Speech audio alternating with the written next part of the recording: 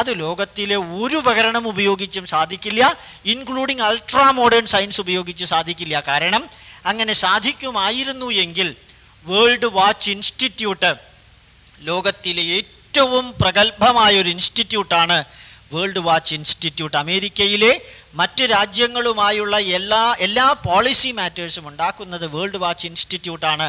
അവരുടെ പ്രഡിക്ഷൻ അനുസരിച്ചിട്ടാണ് ഓരോ രാജ്യത്തിലെയും രാജ്യതന്ത്രജ്ഞന്മാരും രാജ്യാധികാരികളും അവിടുത്തെ പ്രോബ്ലംസ് ഇന്നതുണ്ടാകും, ഇന്നതുണ്ടാകില്ല, അടുത്ത 10 വർഷത്തിനകം ഈ സംഭവ വികാസങ്ങൾ ഈ രാജ്യത്തിലുണ്ടാകുമെന്നറിയുന്നത്.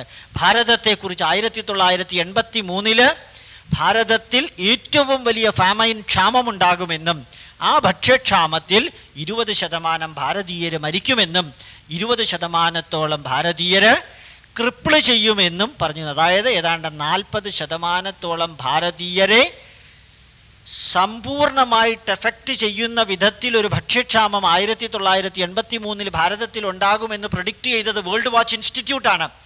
ആ വേൾഡ് വാച്ച് ഇൻസ്റ്റിറ്റ്യൂട്ടിൻ്റെ പ്രവചനം കഴിഞ്ഞ് ഒരു വർഷത്തിനുള്ളിൽ ഭാരതത്തിൽ ഭക്ഷ്യധാന്യത്തിൻ്റെ ഉൽപാദനം 1983 ഉണ്ടായത് ആ ദശാബ്ദത്തിലെ സർവകാല റെക്കോർഡും ഭേദിച്ചുകൊണ്ടായിരുന്നു.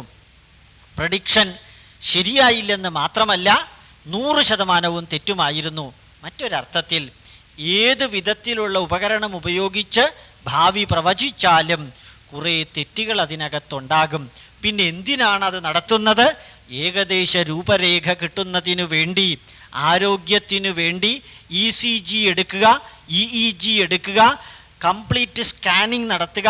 ഇതെല്ലാം ചെയ്യുമ്പോഴും 37% rate of increase of heart അറ്റാക്കും 27% റേറ്റ് ഓഫ് ഇൻക്രീസ് ഓഫ് ക്യാൻസറും 11.5% rate of increase of skin ക്യാൻസറും 88% rate of increase of chest പെയിനും എല്ലാ വർഷവും ഉണ്ടാകുന്നത് അറിയുന്നത് ഈ അത്യന്താധുനിക ഔഷധങ്ങളുള്ള കാലത്തു പോലും ഇങ്ങനെ വരാൻ കാരണം ഈ ഔഷധങ്ങളും ഉപകരണങ്ങളും ശസ്ത്രക്രിയയും എല്ലാം തന്നെ ആരോഗ്യത്തിനുള്ള അവസാന വാക്കല്ല, അവയെ ഇൻഫോം ചെയ്യാനുള്ള, അവയെ അറിയിക്കാനുള്ള മാർഗം മാത്രമാണ് അവസാന വാക്കാണെന്ന് ധരിക്കുന്നത് തെറ്റ്.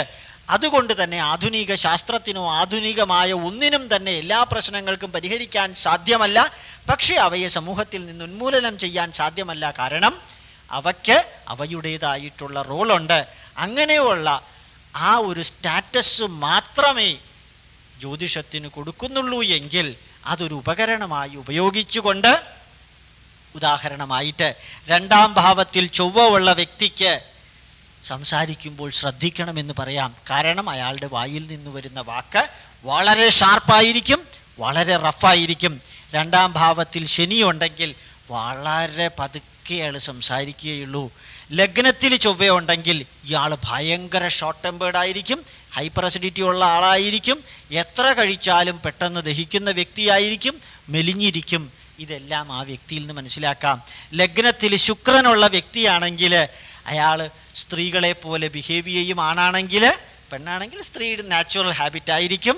അതുപോലെ തന്നെ ലക്ഷൂറിയസ് കാര്യങ്ങളോട്, ഭംഗിയുള്ള കാര്യങ്ങളോട്, അതുപോലെ തന്നെ സ്ത്രീ സഹജമായ അട്രാക്ഷൻ, ഇവയെല്ലാം തന്നെ അദ്ദേഹത്തിനുണ്ടായിരിക്കും.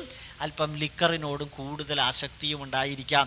ശനിയാണ് ലഗ്നത്തിലുള്ളത് എങ്കിൽ പെട്ടെന്നൊന്നും ഇരുന്ന കസേരയിൽ നിന്ന് എഴുന്നേൽക്കുകയില്ല. ബുധനാണ് ലഗ്നത്തിലുള്ളത് എങ്കിൽ ഏത് കാര്യത്തിനും ബിസിനസ് പരമായിട്ടുള്ള വീക്ഷണമായിരിക്കും. ഞാൻ ഇന്ന ഉപകാരം ചെയ്താൽ എന്താ ഗുണം കിട്ടുക? ലഗ്നത്തിലാണ് ഗുരു ഇരിക്കുന്നത് എങ്കിൽ എപ്പോഴും ഒരുതരം പക്വമായ പ്രൊഫസോറിയൽ ആപ്ലിക്കേഷൻ അതിനകത്ത് കാണാം. അതുപോലെ തന്നെ 11ാം ഭാവാധിപതി 12-ലുണ്ടെങ്കിൽ കയ്യിൽ കിട്ടിയ കാശ് അതേപോലെ ചെലവഴിക്കാൻ ഒരു വിഷമവുമില്ല. 6, 8, 12 ഭാവാധിപതികൾ ഒരുമിച്ച് വരികയാണെങ്കിൽ ആശുപത്രിയിൽ കിടന്നാണ് മരണമെന്ന് ഉറപ്പാണ്. 6ാം ഭാവാധിപതി 12-ലാണെങ്കിൽ രോഗത്തിനു വേണ്ടി നിത്യവും കാശ് ചെലവാക്കേണ്ടി വരുന്നു എന്നുള്ളത് ഉറപ്പാണ്. കർമ്മഭാവാധിപതി 10ഉം 12ഉം തമ്മിൽ ബന്ധപ്പെടുകയാണെങ്കിൽ ജോലിയിൽ നിന്ന് കിട്ടുന്ന സമ്പത്ത് വെറുതെ ചെലവഴിക്കാനേ ഉണ്ടാവുകയുള്ളൂ എന്ന് പറയാം.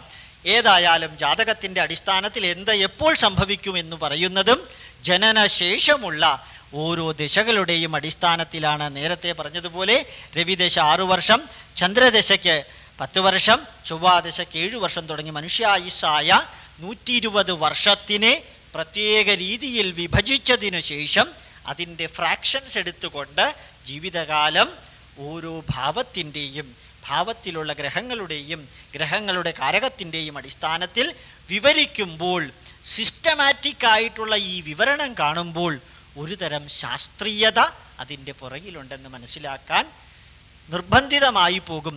പക്ഷേ ക്വാക്ക് ഡോക്ടേഴ്സിനെ പോലെ വിദ്യാഭ്യാസമില്ലാത്ത, അറിവില്ലാത്ത, പരിചയമില്ലാത്ത ഡോക്ടർ സ്റ്റെതസ്കോപ്പ് വെച്ച് കഴിഞ്ഞാൽ ഡേഞ്ചറസ് ഫോർ എവറി പേഷ്യൻ്റ്.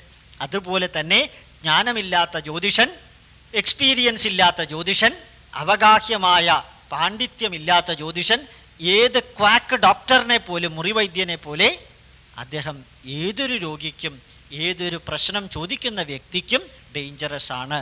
ഇതാണ് ജ്യോതിഷത്തിൻ്റെ പ്രത്യേകത.